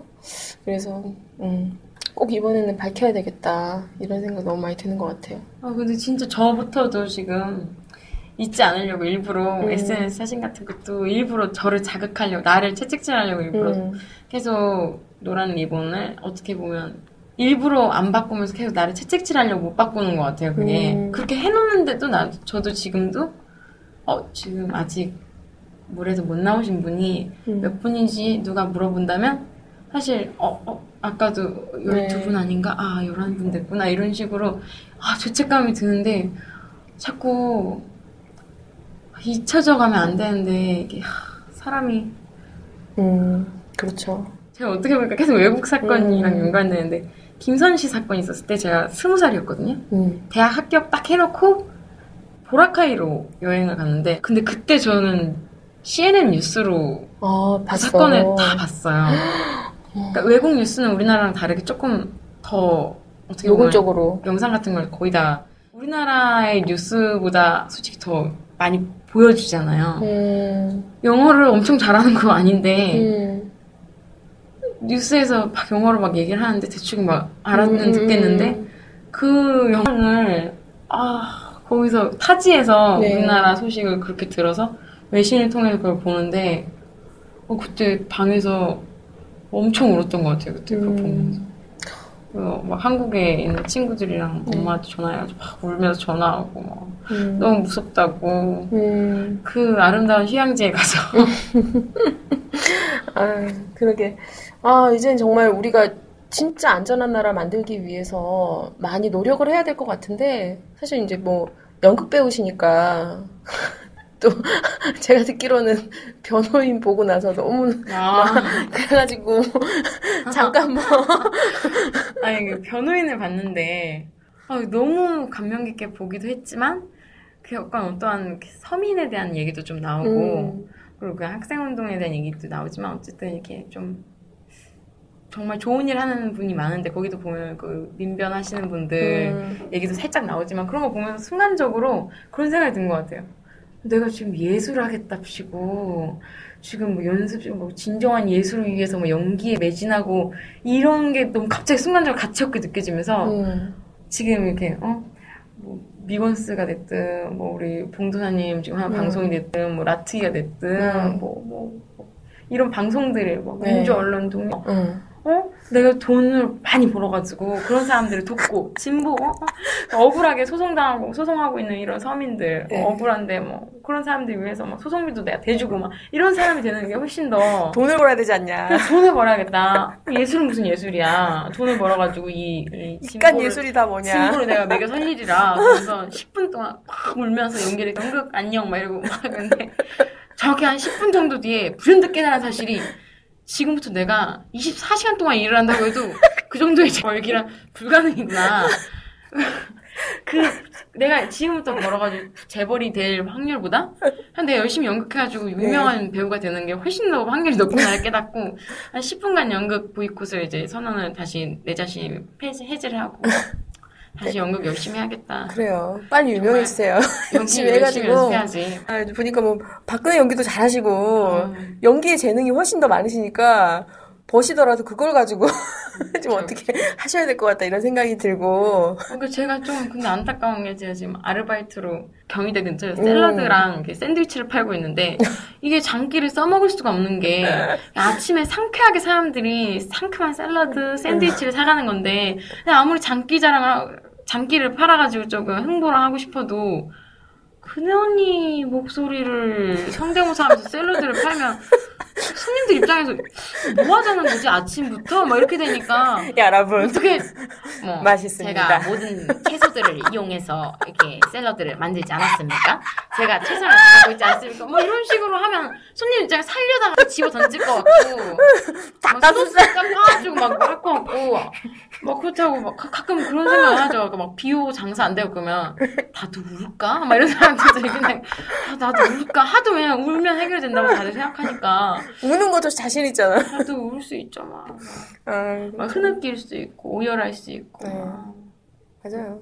차라리 진짜 홍정연 배우를 대통령을 만드는 게 차라리 지금보다 낫겠다. 지금은 잘할 수 있잖아요. 저희 우리. 조카가 해도 잘할 것 같아요. 저희 조카. 얼마나 네. 똑부러지는지. 뭐 얘기가 나와서 그런데 지금 경희대 앞에서 뭐 팔고 계시다고요. 잠깐 소개?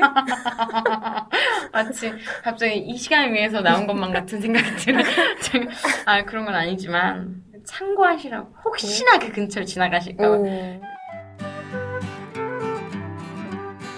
경희대 앞에 버거킹 상거리라고 있어요. 버거킹 삼거리. 네, 근데 거기 보면 이제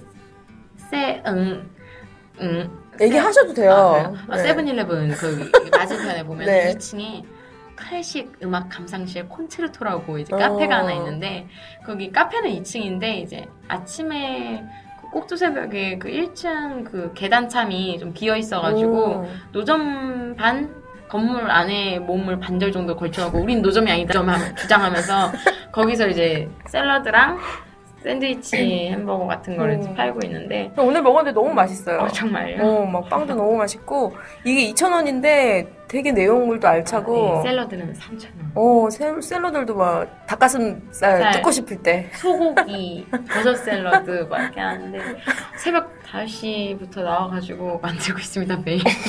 죽을 것 같아요. 새벽까지 가끔 연습 끝나고 선배들이랑 공연 연습 끝나고 술까지 먹고 아침에 5시에 샐러드를 만들면 막 샐러드가 말을 걸어요. 한잔 할래? 막. 네. 막 해장술을 토랑토랑 해야 될 것 같고. 진짜 샐러드와 그 햄버거 팔고 있습니다. 진짜 활동 그냥 진짜 알바비를 넘어서 진짜 많은 정말 우리 홍정연 CEO가 돼서 많은 독립 언론을 먹여 살리신다고 지금 그리고 그러고 싶다는 얘기를 하셨으니까 허위사실 유포로 잡혀갈 뻔했어요. 저는 제가 이렇게 뭔가 활동을 하고 있다는 우리 걸 표시하기 위해서 샐러드 장사하면서 이제 칠판 같은 걸 세워놓고 거기다가 제가 국민TV 조합원이기도 하고 뭐 팩트TV 정기 후원자이기도 하고 뭐 이런 걸 하고 있는 걸 쭉 적었어요. 그러니까 뭐 국민TV 조합원, 뭐 팩트TV, 뭐 뉴스타파 막 이런 거 쭉 써놓고 후원 무슨 콘체르토 샐러드라고 했는데 갑자기 어떤 손님이 지나가다가 전 그렇게 생각할 줄 꿈에도 몰랐어요. 그럼 이 수많은 언론들이 너의 샐러드를 투자하는 거냐? 제작 샐러드를 만드는데 재료비를 주는 거냐? 아니 왜 너한테 이 샐러드를 만들라고 이런 걸 주는 거냐? 어떻게 그런 생각을 해서 아니 제가 후원을 한다고요. 그 표정이 안 좋아지시면 그러니 아니 이거 팔아서 얼마나 남는다고? 얼마나 남아요? 정말 지금은 별로 굳이 얘기하고 싶지 않네요. 갑자기 술을 마시고 싶어지네. 네, 술을 마시고 싶어질 그런 정도의 돈을 벌고 있다고 합니다. 여러분 그 주변에 있으시면 많이 도와주시고 어디 납품도 하고 싶다고 하니까요. 혹시 납품할 때 있으면은 소개 부탁드립니다.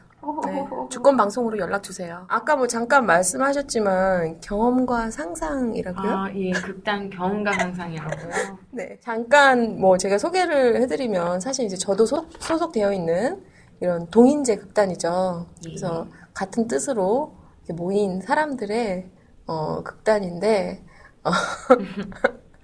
우리 홍정연 씨랑 그래서 알게 됐고요. 류성 작가님, 우리 또 라디오 반민특위 드라마로 유명한 그분도 이제 여기 소속으로. 그래서 거기서 뭘 한다고요? 어머나. 또 이 시간을 위해서 나온 것만 같은 이상한 느낌이 들지만 그건 아닌데 굳이 얘기를 하자면 네. 난쟁이가 쏘아올린 작은 공이라는 이 책은 진짜 우리나라 사람들이 누구나 한 번씩 들어봤고 사실 그게 교과서에 실리기 시작하면서부터 저보다 저희 또래나 저보다 어린 친구들은 누구나 다 아는 걸 텐데 그 소설 난쏘공이라고 하죠. 네, 난쏘공. 그 책에서 모티브를 얻어서 이제 세 개의 단막극으로 만들어서 이제 그 세 개의 단막극을 짧게 해서 이게 쭈루룩 이어서 한 공연으로 해서 올리는 건데, 그러니까 그 소설에 관련된 단막극 세 개를 한 번에 한 공연으로 즐기실 수가 있는 건데, 그 극이 다 색깔이 아주 다양해요. 네. 뭐 만년필을 찾아라라는 그 희곡 같은 경우는 거의 책을 읽어보신 분들 알겠지만 거의 노조 이야기 같은 게 참 많이 나오거든요. 네네. 그런 얘기를. 근데 회사에서 잘릴 위기에 걸린 이 주인공이 회사에 잘리지 않기 위해서 회사 기밀이 담긴 녹음 만년필을 쟁취하기 위한 어떤 그 해프닝 같은 그런 재미있는 이렇게 희곡 작품이고요. 두 번째 작품인 릴리프트라는 작품은 제가 출연하는 작품인데 그 작품은 난쏘공에서 나오는 릴리프트라는 난쟁이들이 사는 이상적인 마을을 네. 모티브로 해서 만든 건데 이건 사실 제가 말씀드리기 좀 이건 되게 조심스러운데 사실 세모녀 사건을 저희가 같이 다루고 있어서 네. 지금 작가님도 그렇고 저희도 그렇고 참여하는 모든 사람들이 좀 조심스럽게 작업을 하고 있는 건 사실이에요. 그리고 마지막으로 저희 마지막 3팀 마지막으로 예. 어떤 사랑이라는 네, 제목입니다. 거의 포르노라고 유성 작가님 말씀하시는데 거기 이제 진짜 인간의 척추라고 하는 이제 대목이 나오는데 그 체르노빌 사건이나 지금 세월호 참사나 이런 것들을 바라보면서 어떤 이후에 정말 우리에게 더 큰 참사로 뭔가 될 수밖에 없는 사건이 고리원전 이런 게 될 수도 있겠다. 그리고 인간의 진짜 척추란 뭔가 이런 것들을 좀 그 속에서 찾아나가고 싶다. 그러니까 사실 이 작품을 시작하기 전에 저희가 지금 단막극제를 만들기 전에 이 책에 일단 저희 극단 운영팀들이 꽂혔던 이유가 정말 안 읽어보신 분들은 난쟁이가 쏘아올린 작은 곳 그 책에 조세희 작가님의 서문을 꼭 읽어보셨으면 좋겠어요. 그 서문을 보면 눈물이 정말 날 수밖에 없는 게 작가님께서 그런 말을 많이 써놨어요. 거기 책에 서문에 쓰신 적이 있어요. 거기에 나는 내 책이 후대에 다시 주목받는 게 너무 싫다. 그게 너무 싫으시다고. 왜냐면 이 책이 다시 주목받는다는 건 그 책이 70년대 상황이었다면 지금이랑 다를 바가 전혀 없다는 거잖아요. 어떻게 보면 그렇죠. 더 심해졌을 수도 있고. 그러니까 그런 작가님의 마음 때문에도 슬프기도 하고 70년대 이런 시대상 때문에 쓰신 이 작가님의 글이 지금 우리한테 계속 공감을 준다는 게 그 자체가 되게 슬프고 비참한 현실이고 네. 거기 나오는 난장이도 사실 작가님이 그 빗댄 것이잖아요. 그 인간의 척추 정말 우리가 척추를 세우고 이렇게 꼿꼿이 살아가야 되는데 자이든 타이든 여러 가지 상황이든 자본주의 때문이든 뭔가 잘못된 시대 상황이든 이런 여러 가지 이유로 우리가 척추가 망가진 채로 장애 아닌 장애 선천적이라고 우리는 생각하지만 아닌 사실은 아닌 어떤 장애를 우리가 다 같이 안고 살아가는 이런 현실 같은 게 네. 그래서 저희가 이 책에 너무 꽂혀서 여기서 이걸 우리가 다루자 이런 걸 우리가 우리 극단에서 다뤘으면 좋겠다 해서 이번에 그 단막극제를 준비하게 됐죠. 네, 진짜 잘했으면 좋겠네요. 네, 열심히 하시고요. 네. 오늘 나와주셔서 너무 감사드리고 이제 연극 기대하겠습니다.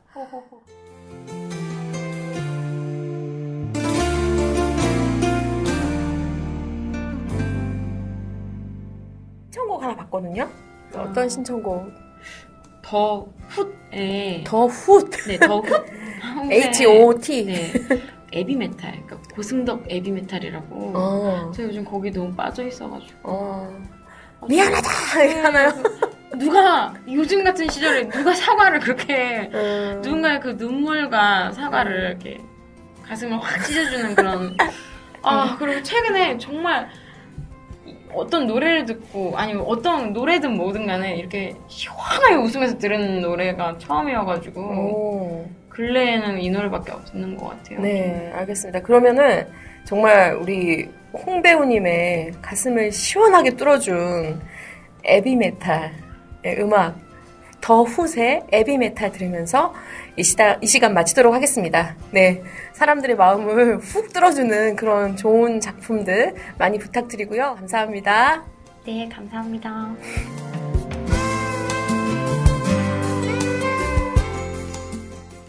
못난 아버지를 둔 딸에게 정말